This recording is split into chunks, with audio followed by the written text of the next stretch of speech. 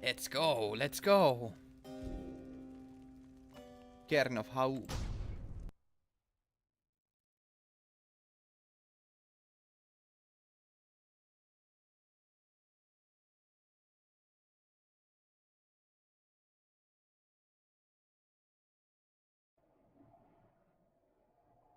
Let's do this. I think that's a little bit loud.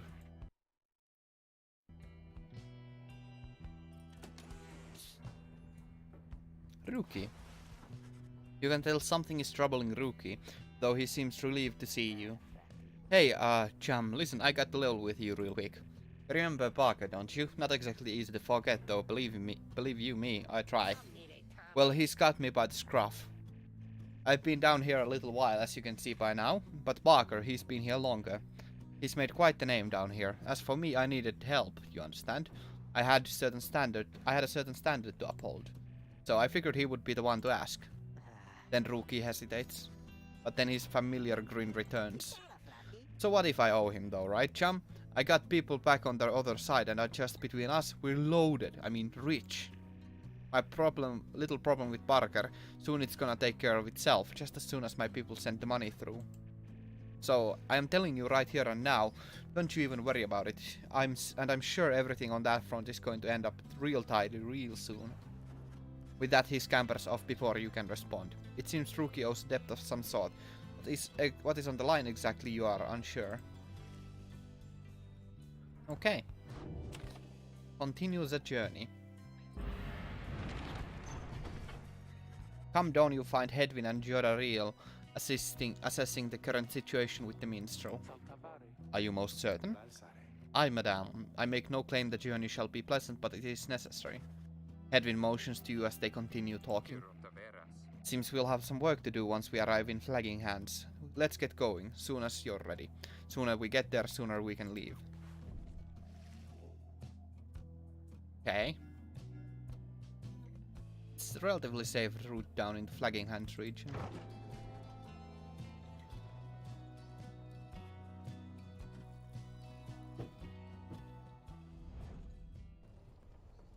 Okay.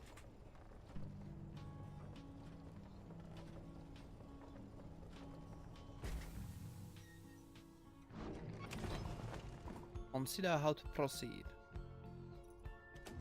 No one we can hang out with? No one we can hang out with.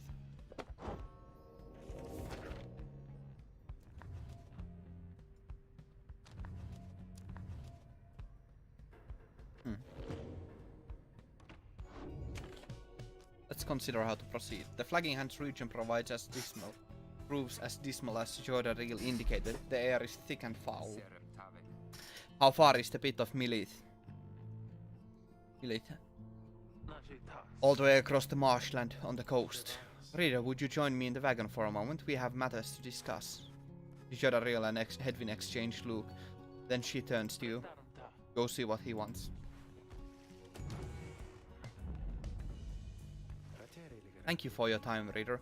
I have something for you on behalf of my client. Before you is an artifact called the Beyonder Crystal. You observe a shimmering crystal of some sort beside the Book of Rites.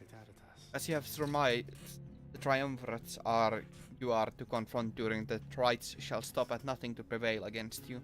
They have prepared for this for quite some time. The Beyonder Crystal may help ensure that you are well prepared in turn. It is a resource now at your disposal to be used at your discretion. Gaze upon it and you shall see what I mean. Take a closer look. You look upon the shimmering surface of the Beyonder Crystal. Some of your senses fail, though you retain a hold over your consciousness. An apparition appears before you, clad in the raiments of the rites, but incorporeal. Corporeal. I sense that you are not a total idiot. She reaches for the clasps on her mask. So the Nightwings have returned. Oh, but where are my manners? You must be their lovely reader, so please call me Sandra. We met briefly before when you first beheld the book. When you were stuck inside of it, I was among the phantoms your companions banished there, no doubt stroking their egos. You listened well enough to that damned voice. Now I suggest you listen well to me. I am bound in servitude to you, along with any idiots whose freedom happen to be intertwined with yours. I know the rights better than anyone. I soon can whip you into shape, but if you but take advantage of my services. First I offer scribe trials to those friends of yours. If they can pass, it shall be worth their while and yours. Secondly, my Beyonders and I avail ourselves for practice rights, should you be so inclined. Or you could always come and chat, and briefly free me from an eternity of boredom, Asks what is on her mind. I do appreciate the effort to make small talk with me, reader. Anything to break from the monotony of staring at the void within this place. Not that I could see it if I tried. She laughs at this, or maybe at herself. Certainly I could make talk with my fellow Beyonders trapped here as they are with me. You might expect that we all could keep each other company. There's just one problem there, however. We are all sick of one another. She laughs again, perhaps not at her joke, but instead at her predicament. I do exaggerate to some extent, but there is a certain truth in this. We have been stuck together long enough that we have grown more distant rather than more close. But I had best not wear out my welcome with the likes of you, as I have long since done with all the others here. So carry on for now, and if those fools with whom you travel learn something, come bring them forth to me, and I shall see to it that they learn, if they learn some more. Request a scribe trial. Indeed, it looks as though one of those failures of yours is ready for a lesson in pain. Choose among the worthy. Oh! Rookie is worthy.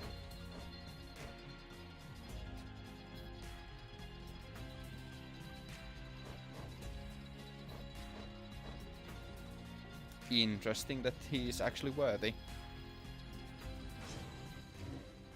You ask Sandra to administer one of her special trials for Rookie. What, the loudmouth cur? Well, I suppose that he is ready technically, though I have a litany of reservations about him. But let us bring him forth. Soon Rookie appears in heat of the summons. Cham, why are you looking at me like that?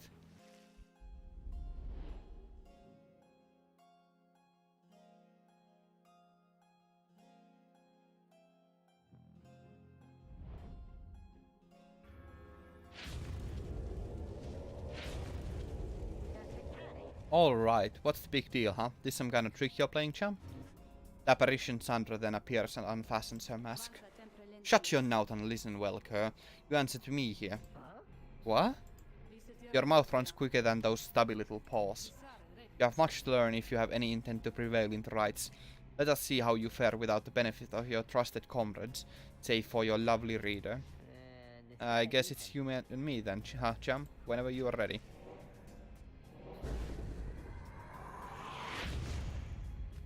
Okay.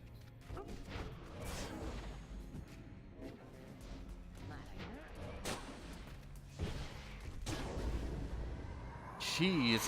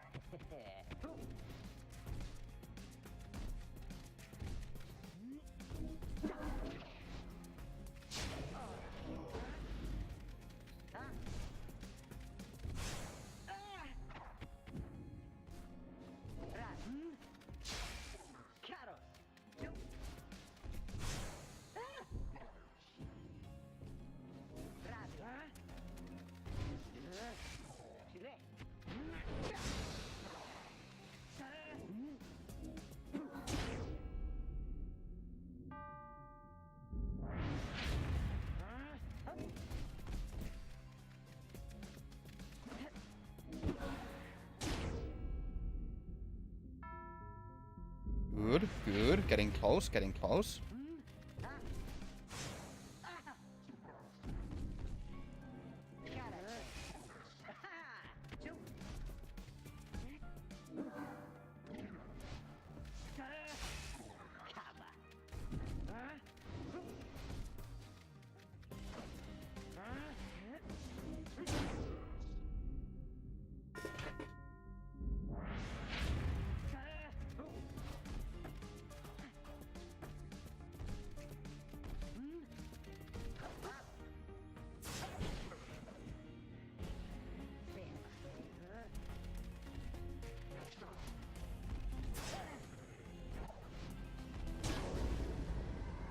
Jesus Christ, this is actually rather difficult.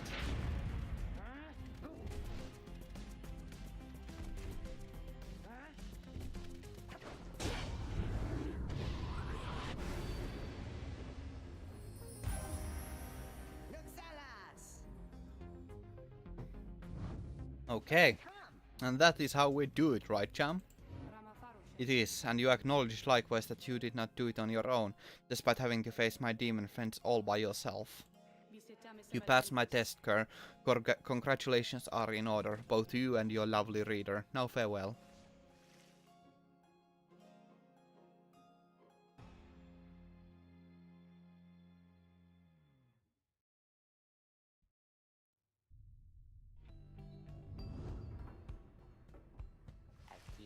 That Sandra kind of gives me the shakes, you know what I mean, Cham? Hey, what's that you got? Your Muir Fang.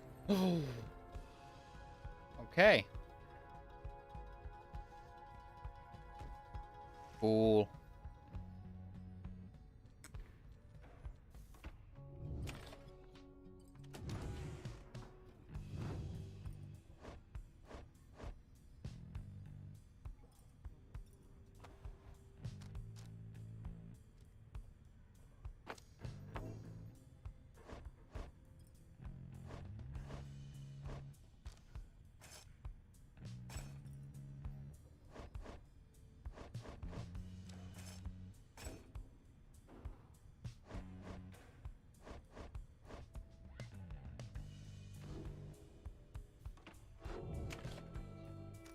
Continue your journey.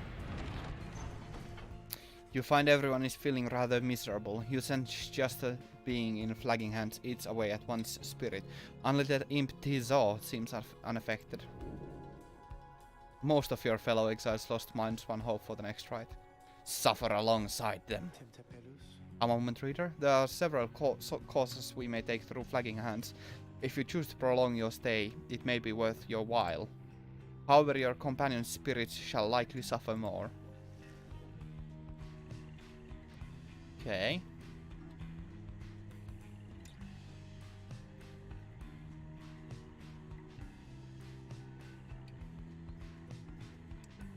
Can get a valuable item. That's what we shall do.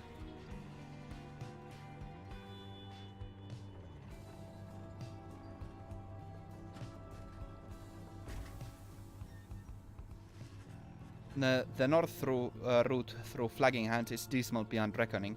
There is little talk among your group, yet you sense despair encroaching. Only Tizo seems unaffected.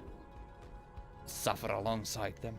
Later you accompany the lone minstrel in pursuit of his task here. Speak not directly to the living shade, and be true to your heart when responding to its inquiries, and make no attempt to look it in the eye. The lone minstrel offers these and other words of advice as you approach the burial mounds of Coldmoat, there where many exiles of the downside see their final days. A glimmer of shade appears before you as you stand surrounded by the dead. You barely see it, and it does not speak, but you feel its thoughts piercing your heart and mind. According to the shade, the book that you possess may lay some of the fallen here to the rest. The shade leaves you to your work. You turn through the book, locating passages concerning freedom and the spirit. You recite such words as seems best fit to each of the fallen you see. It's draining work. The shade resurfaces after a while. It leads you to a hollowed stump, then fades away. Nox Shroom. Okay.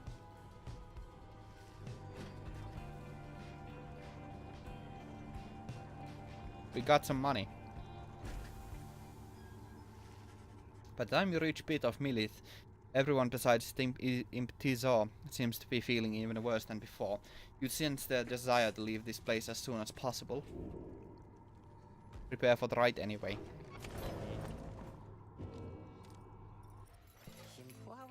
Oh hey, you guys, you know, this place, a lot of folks are, but not a lot of customers, know what I mean? So have a look around.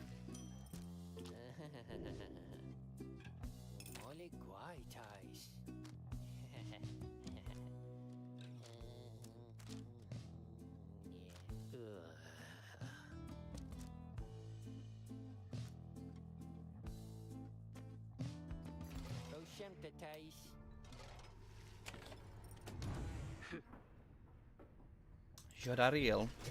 You sense Jodarier's steel gaze well before you turn to her. Reader, rummaging about the wagon once again. Tell me something now that you are here. Look at me. Are you afraid of me? You consider the question. You have never before met someone like her, but you do know something of what happens to those who remain in the downside for many years. She can be a bit intense. You tell her in a careful way that you could have done your best thus far to not cross thus far to not cross paths with her, and wish to stay in her good graces.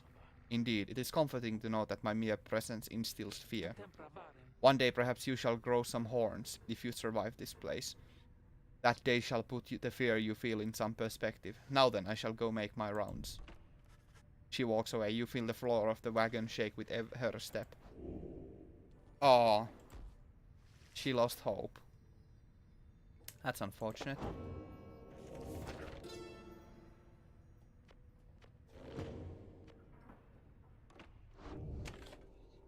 Commence the rite. As you make preparations for the coming rite, you wonder if the stars above will even be visible through the dense fog hanging over the pit of Milith. Then the little imp disappears in a hurry. Oh, is this all right? He was so frightened. He was not frightened, he was issuing a warning. Silence, everyone, take cover. Jodariel makes a quick note of several hiding places among the nearby crags and rotted husks. You wait. Something about the place dampens your senses. All you feel is a creeping dread. Then, from the shadows, a writhing shape slides forward, its hulking form draped in raiments. The shade stops. Slowly its head turns from one of you to the next, each in turn. Why is a fear to hide yourselves from us little nightwings? You trespass on the resting place of the Astralborn. We shall see when the stars muster the courage to illuminate this place. The creature vanishes into the dark. After a time your companions reconvene. That was Bokrown. Indeed, that was the witch Utmilde of the Withdrawn. This all makes clear he has no love of Utmilde. Although the rites dictate she cannot harm you bodily, with her best not to take any unnecessary chances. We'll take what chances we can get in all of this. Everyone, it's time.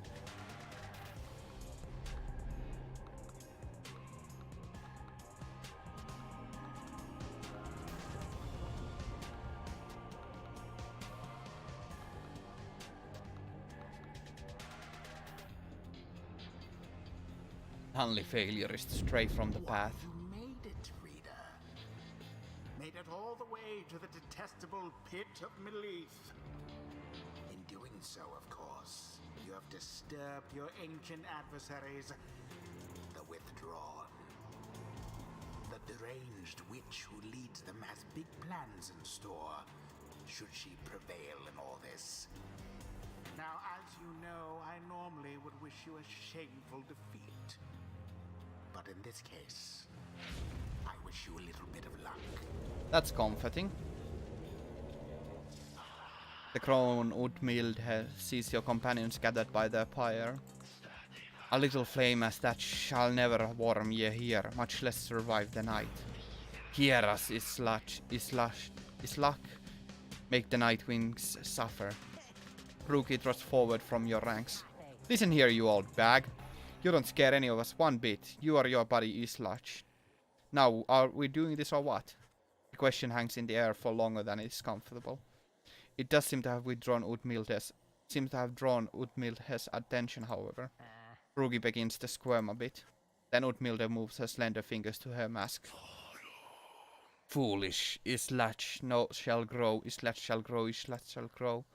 He shall consume ye. Your little flame has died. That we shall ensure.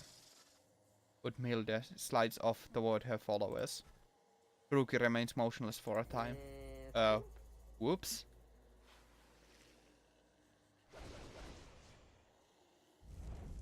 Now we shall get started. Headwind. Glorious.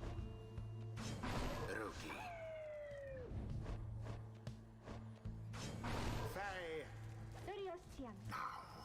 As the 8 scribes once vanquished Islach, so shall we prevail.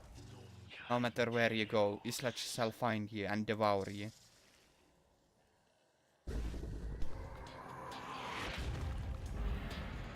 Now begin.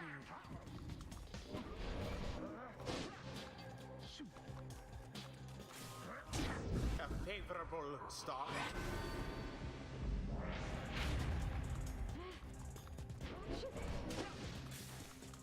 Oh, so close. A shameful outcome. A rather cunning trick. The two flames now burn equally as bright. Moi, mulla on striimi menossa. Voit tulla kyllä keskustella, jos sä haluat. Okei. No, pidä hauskaa. Seize the orb.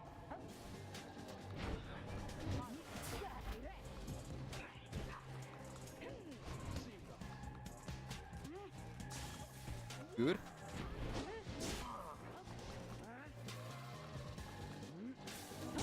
It has gone in.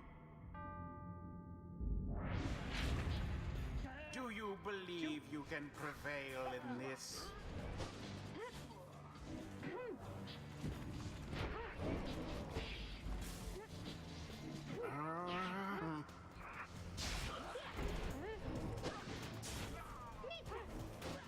Tis taken.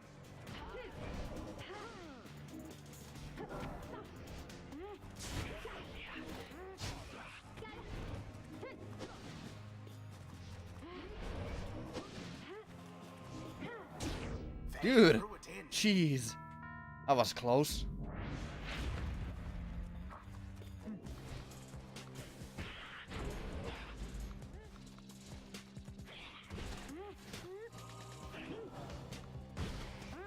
None left unscathed.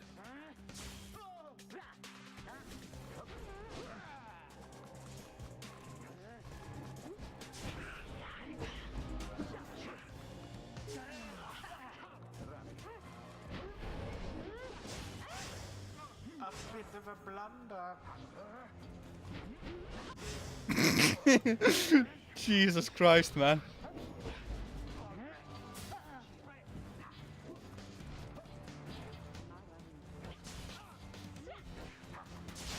Spectacular!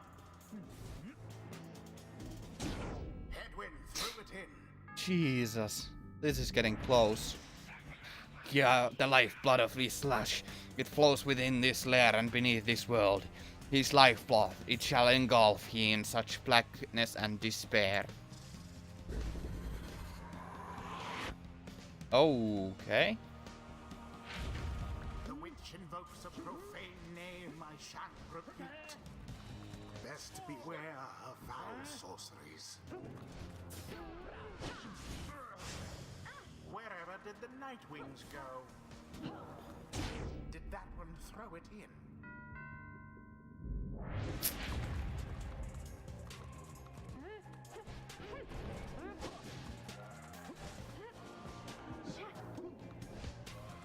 Stand not in glory's path. Barely a mark against that flame. Your victory is at hand. Aha.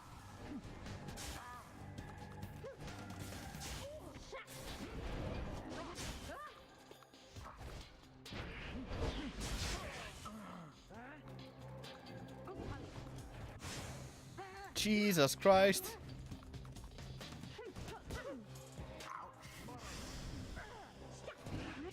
Positively brutish.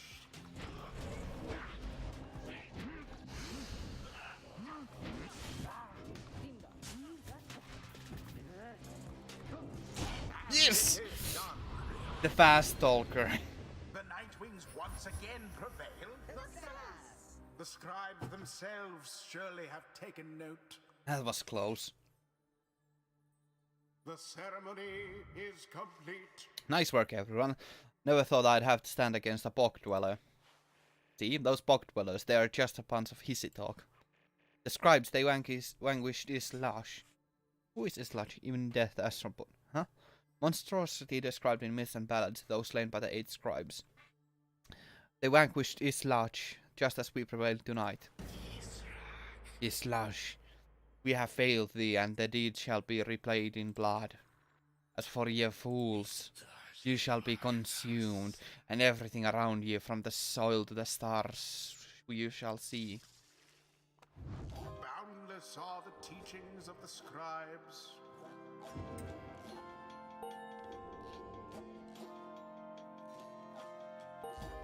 Aha! Something's awakened in the moon-touched girl.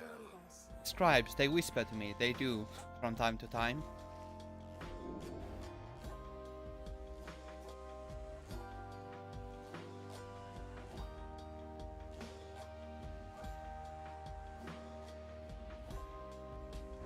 A devious trick from the rope collar. Okay. Until the stars align.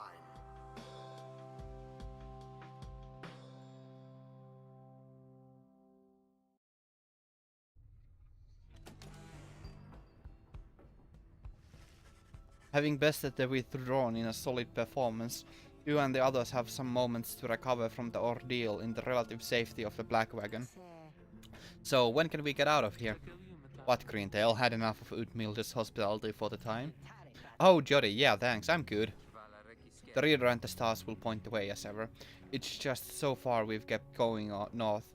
If that's the case again this time... Sea of Solid spreads north and west from here for untold leagues. I could not tell you when the last vessel dared to sail those waters. Tizo asserts himself during the conversation. What is the matter, little one?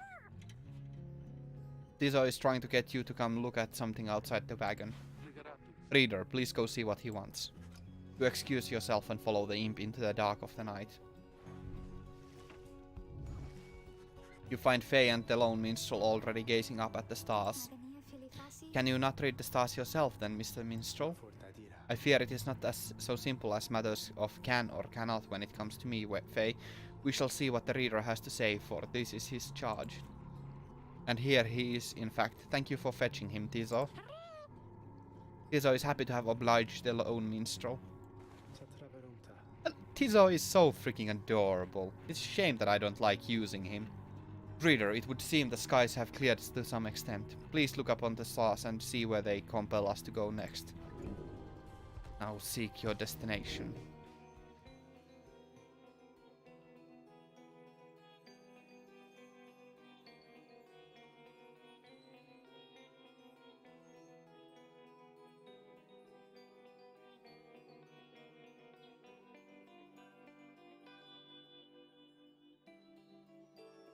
Ores, the Azure Star.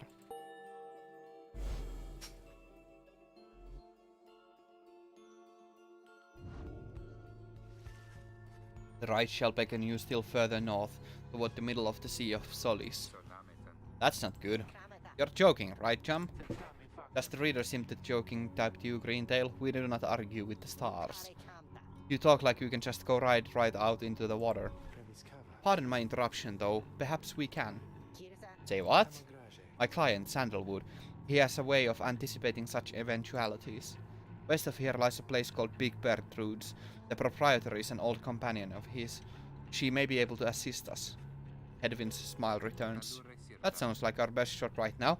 Let's pack it up and move as soon as possible. The lone minstrel wants to have a word. Actually, you called for me, lovely reader? Let's have a practice, right?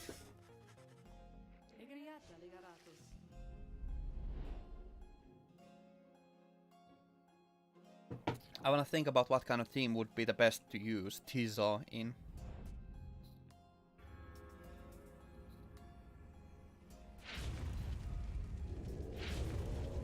I actually have an idea what kind of team would probably be best. This place, so we are back. Look there, our host approaches. Sandra appears and looks upon your fellow exiles. Welcome to the practice rites.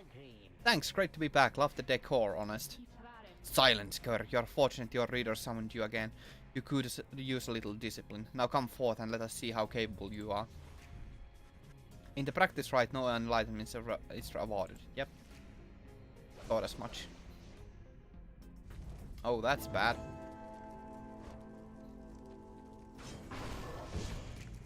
Go Dariel.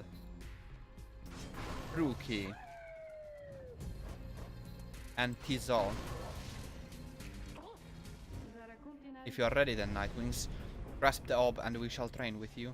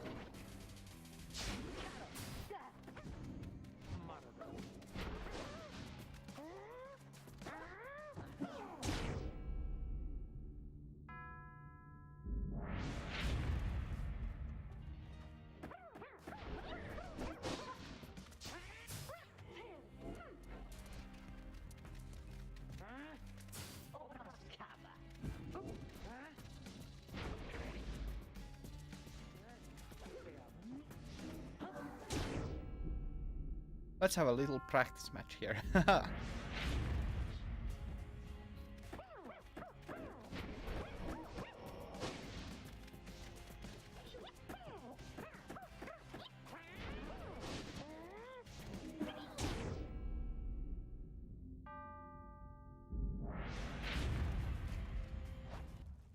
Yeah, this is a really fun game, I think. Like, I really like it.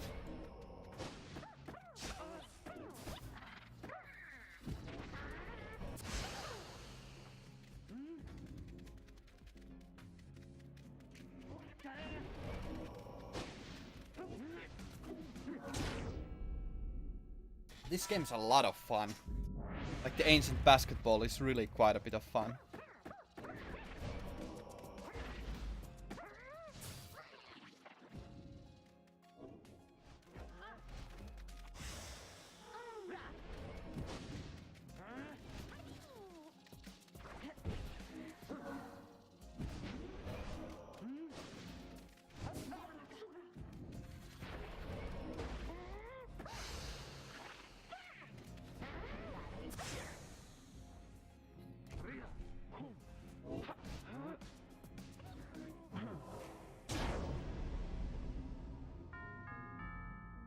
Okay.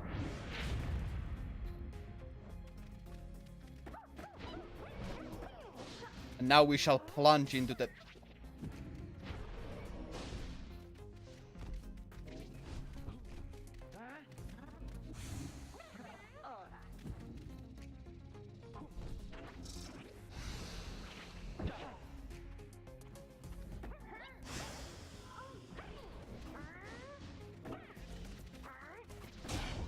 Yeah, suicide bomber.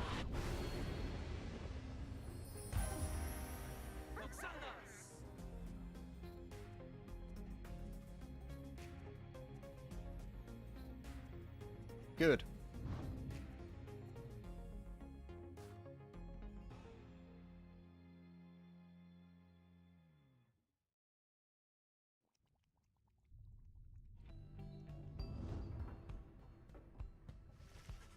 Your vision returns as the effects of the Beyond Day crystal dissipate. Time seems to have stood still while you experience the vision. Okay, let us... What? Lone Minstrel has something on his mind. Greetings, reader. It is good that you are here, for there is something that I wish to tell you privately.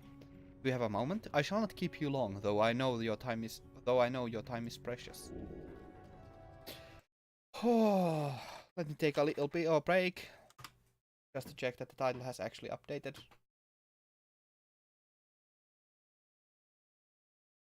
it has updated.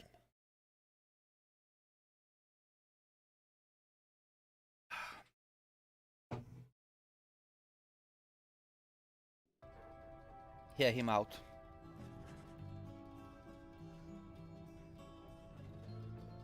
Ah, okay. You bid him to continue and make clear your interest in whatever he has to say. Very well, and thank you for your time.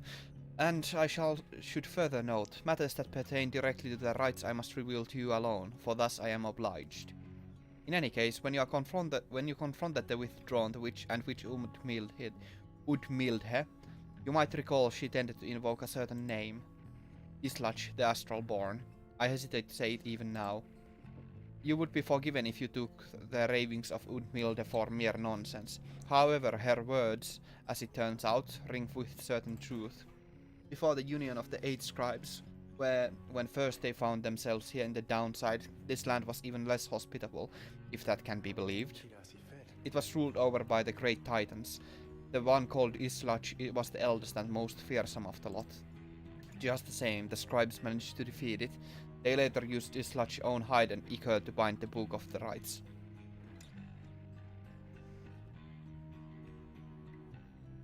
Okay. That is interesting what you just said.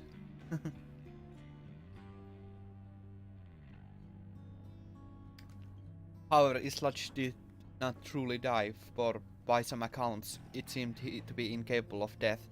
The creature is regenerating even now, though very, very slowly. Its vow is to devour this land and everything in it. Only then can it return unto whatever plane it that banished it to ours. So in a way, it is an exile just like you. If ever should the creature be reborn, it shall be many ages hence. Thus ravings of Udmilde are more or less inconsequential for the while.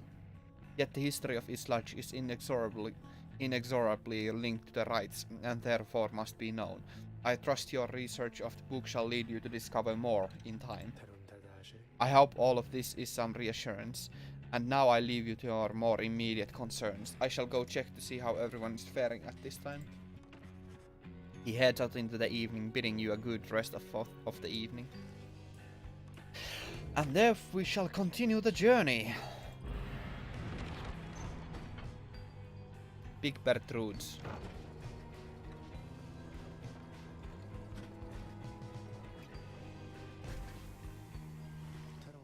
This is the place. Let us go see my client's companion as soon as you are ready.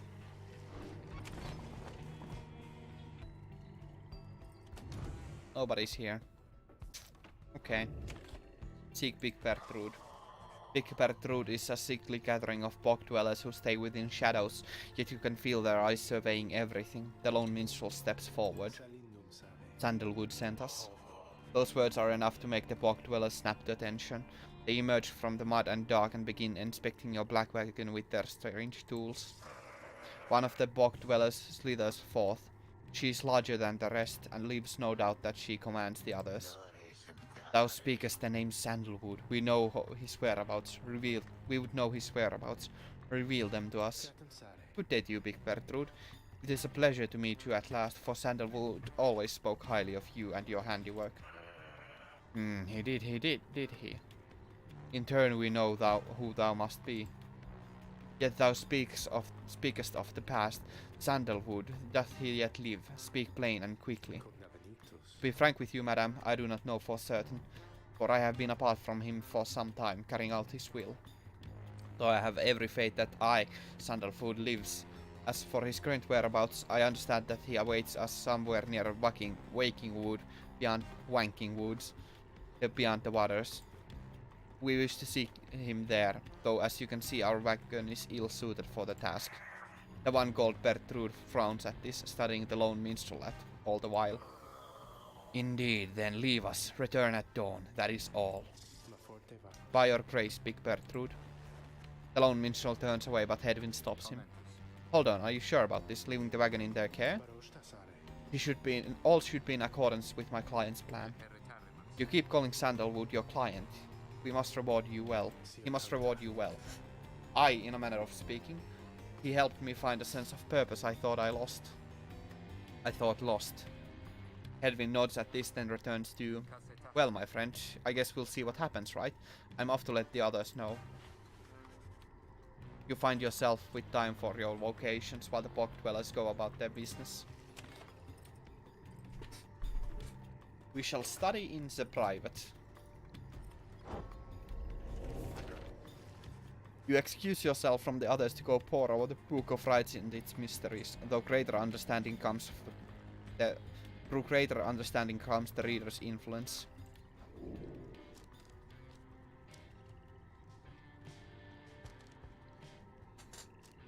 More quickness seems rather useful.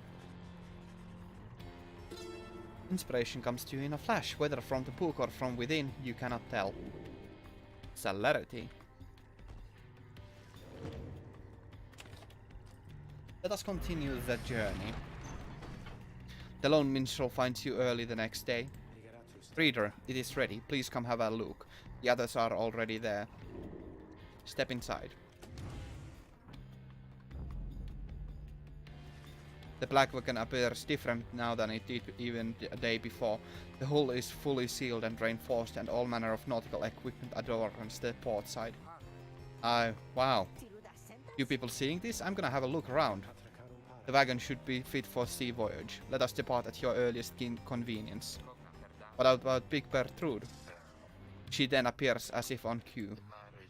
Tell that Sandalwood owes us twice over.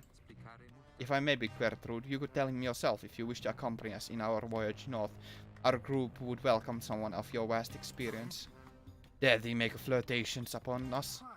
No, Enough, but should you see that Sandalwood, tell him also to come and visit us again. Now begone from here, and tell no one that we were paid in favors. She slithers off without another word. Soon lone minstrel breaks the silence.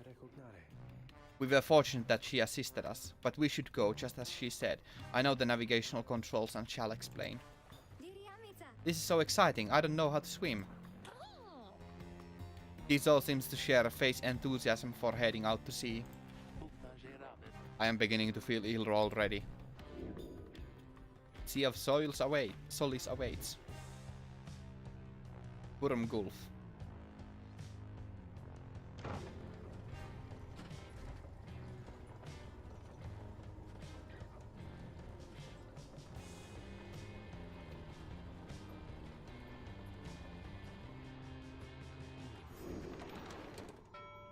Nice.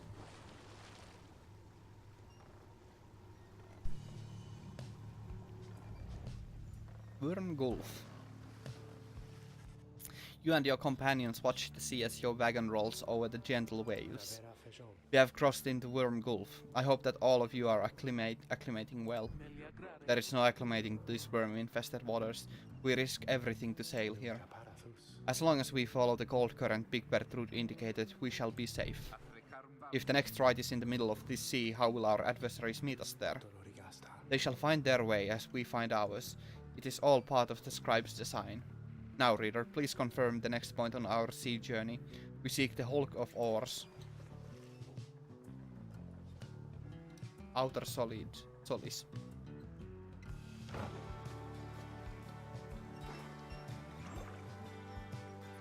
Lovely. What a lovely song.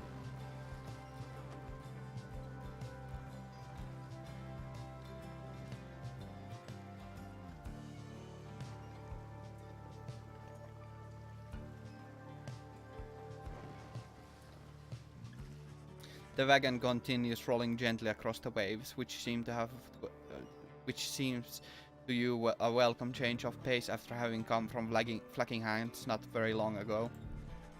However, Jodariel seems more concerned now than before and paces ceaselessly. When she notices Rookie, she stops him from some questioning. Greentail, how is he doing? Who, Hedwin? Oh, he's pretty much the same. Been up all night, retching into the waters if I had to guess. His first time out at sea? He's first. She turns to you. Reader, please check on Hedwin when you have the opportunity. He requires our support and we require his swift recovery. You wish them a good afternoon as you go check up on the others in the group. Later you find Hedwin looking out of sorts. Oh, hello my friend, it's just... the sea hasn't been good for me, I guess. It's funny, all this trouble just to get back to the Commonwealth of all places. Hey, tell me something. What do you miss the most about that place?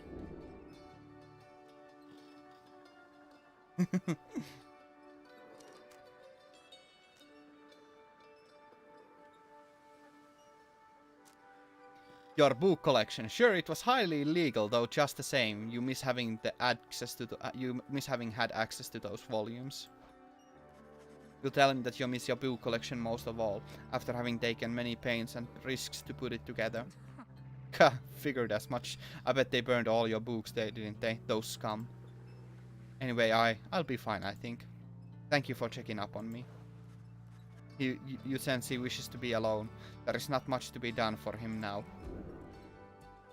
Yes. May he soon get well. I'm sorry for my interruption, reader. Please again confirm the next point on our voyage. The Sea of Solace.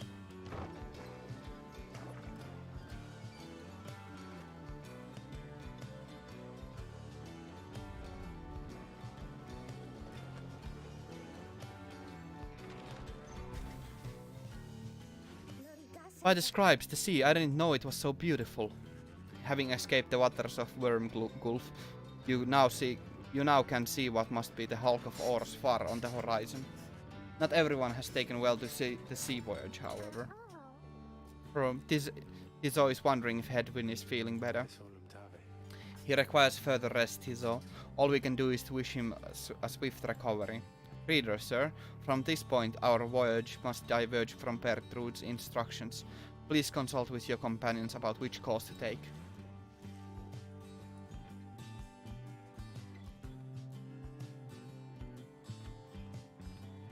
Let's go with fish, what Tizo wants. If we can fish something fun.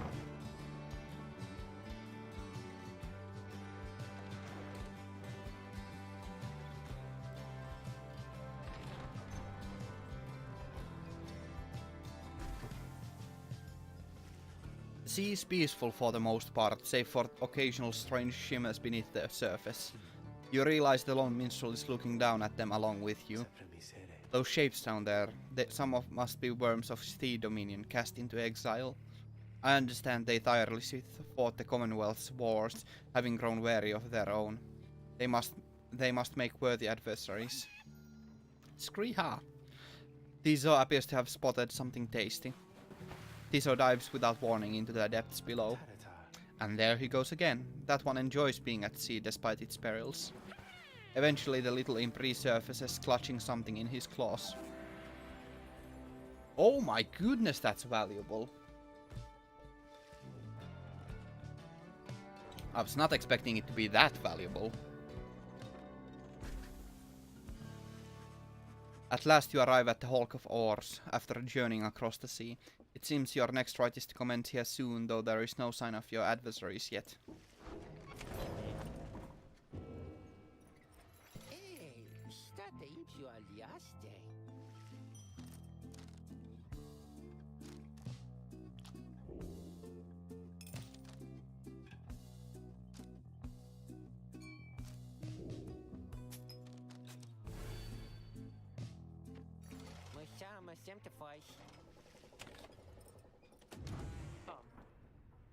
Jarariel seems to have something on her mind. Reader, a moment of your time. You ask what is on her mind. Hedwyn, he is beginning to recover from his illness. However, its sudden onset serves as a reminder, I believe. I have known Hedwyn since he was a child. Even now I hesitate to say that he is grown. Nevertheless, there are such things that even I would never say to him directly. For instance, I struggle with his confidence at times. Whether he leads us to our freedom or our doom, I am ambivalent. Speak not a word of this to him, of course, in case that is unclear. I shall tell him in my own way if and when the time requires. In any case, when times remind me of his mortal weaknesses, I end up having to consider what should happen should we become separated permanently. She trails off a while. What I mean to say is, you should know that I am fully pledged now to this quest of ours, whether Hedwyn is the one that leads us to its end or not. I have my reasons. One of them is him. I accept the same holds true for you.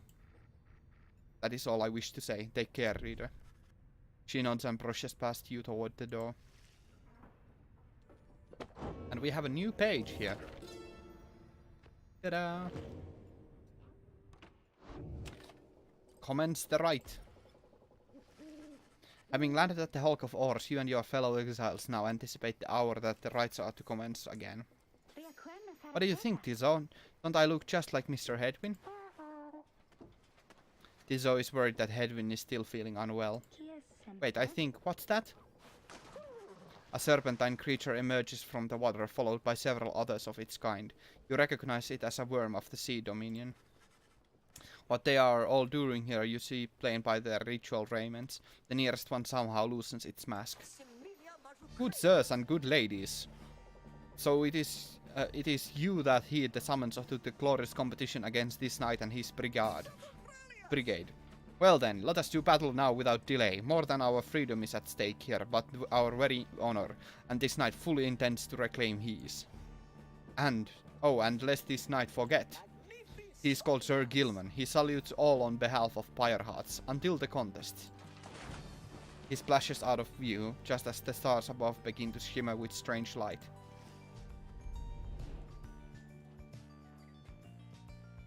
What a peculiar little fish.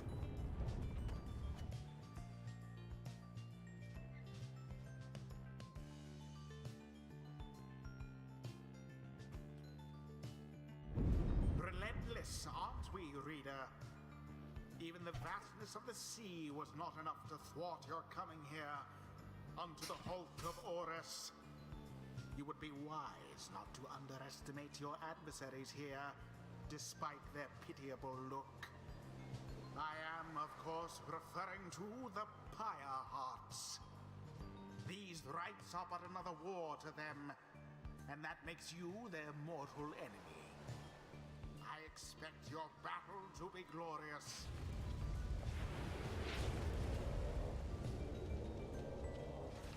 Your fellow exiles are gathered up on the rotting deck of the Hulk of Ors as your adversaries clamber into view. Rookie paws up to them. Say, what are you even doing here? Can't you just swim back to the Commonwealth or the Sea Dominion or whatever it is you're coming from? Haha, an excellent point. It seems that then that these adversaries in the rites are clever, wouldn't you say, sire? Just get rid of them already, Gilman. As your commanding officer, this knight hereby commands it. Hark, this knight wishes to introduce his noble commander. No worm knight in history has withstood as many frontline battles. Doff your helm, sire, as is our custom. May our adversaries tremble at the sight of you. Sir Gilman attends to his commander's mask, despite his protests. Wait, give this knight his mask. This knight hereby presents to you the great Sir Deluge. A noble visage, is it not? Sir Deluge trembles and squirms. So yes, you can swim or no. Ah, of course we knights can swim. All knights of the Sea Dominion can. But we are exiles in this land, the same as you. We can swim, this true, but this summarily impossible to swim back up the river down which we were flushed to end up here. Nay, there is but one way to return. Silence, Gilman. Nobody cares. Back to your post. Sir Gilman hesitates but does as he is told.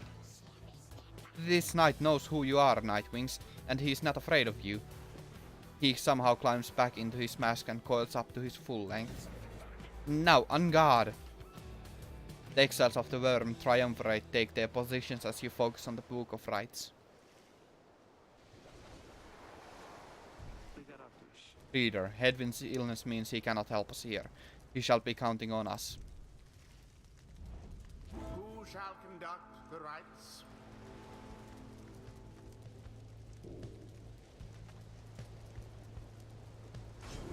Joe Dariel.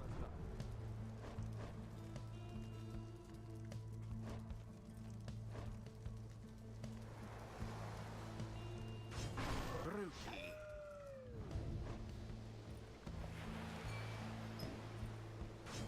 Tizo. The choice is cast. Tizo doesn't seem intimidated in the slightest by Sir Gilman and Sir Deluge. Gilman, status report. What is the enemy's position? They now stand ready to confront us, sire. A very brave triumvirate they seem to this knight's eye. Brave, ire-sucking monsters one and all. Pyre hearts, be ready.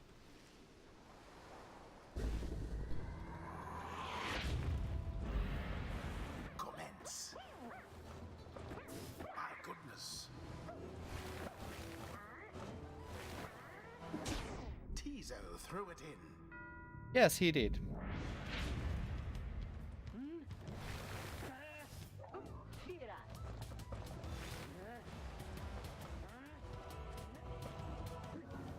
Flung with force of will. Yes, quite good indeed.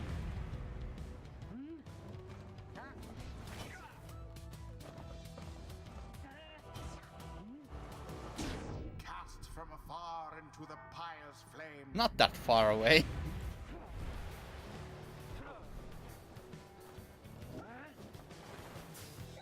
The deluge is banished.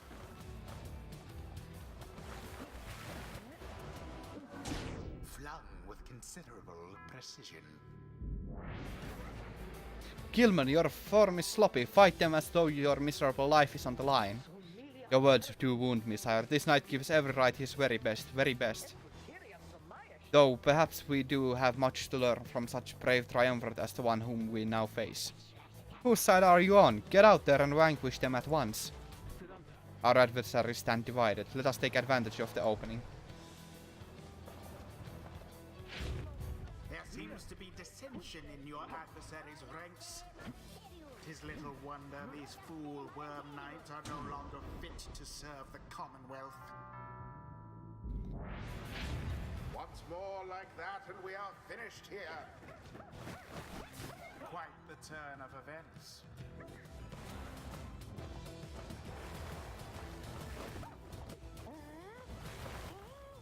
And it is done. Aha! The you-know-who prevailed. Their adversaries prove no match for them. That was rather easy. Disappointingly so. Thus end this night's proceedings. I expected more from the Worm Knights of the Sea Dominion. Those worms were quick alright, but rookie Greentail's quicker. Tito is very pleased to have prevailed against the Worm Knights of the Pyre Hearts. This knight commends you, noble Nightwings. Gloriously fought, indeed, and this knight shall wistfully remember this defeat until the end of his days.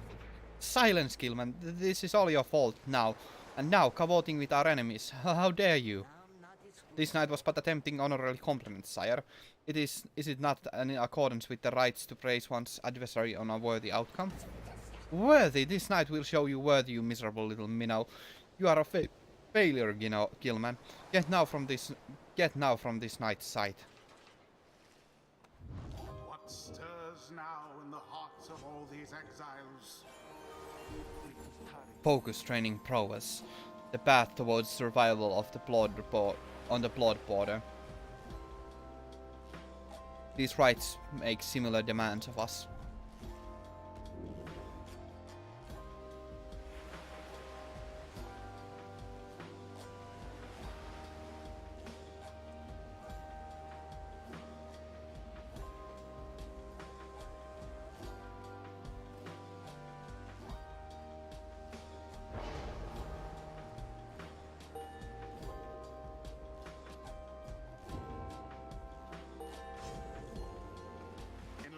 Seldom avails itself to simple. These all feel solemn respect for the rights and all their myriad complexities.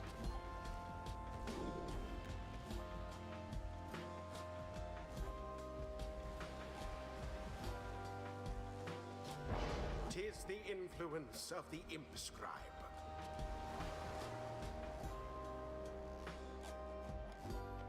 Until the next right.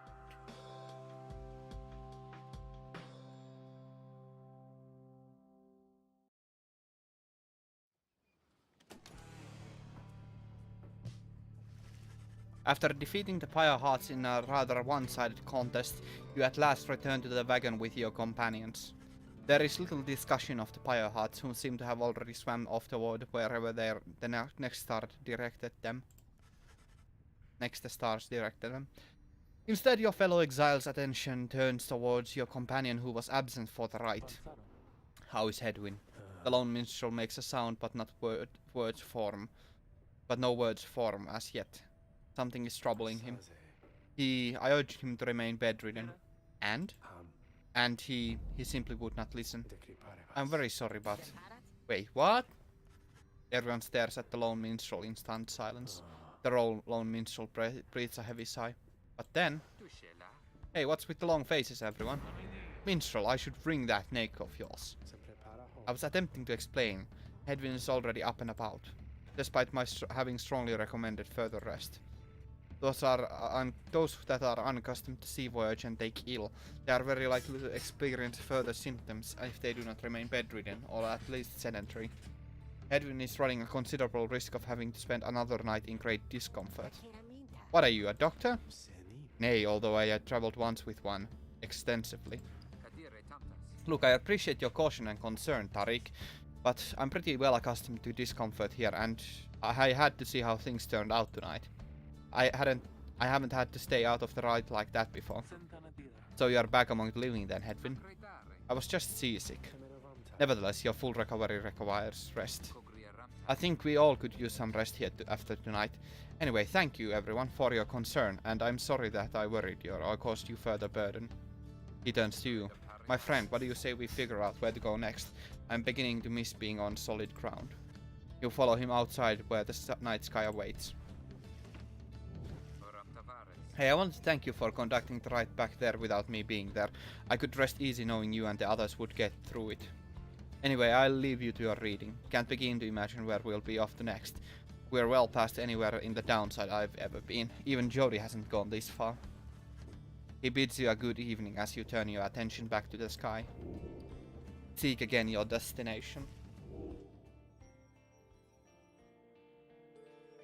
Fiesta the Silver Star.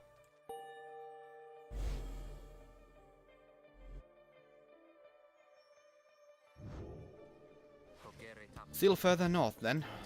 Not simply north. This shall prove difficult. What's the problem? Our destination is beyond the deathless tempest. A vessel such as ours has little hope of traversing it intact. Can we go around it? Given our confrontation with the Pyre huts, our chances back in worm-held waters would be even worse. Come on, people. It'll be just another day in the downside. Go get yourself some sleep while we still can. Bet you you'll feel better in the morning. Your optimism is infectious. Isn't it?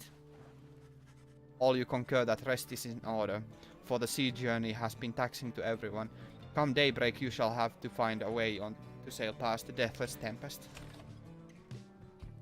And with that we shall also end Pyre for now.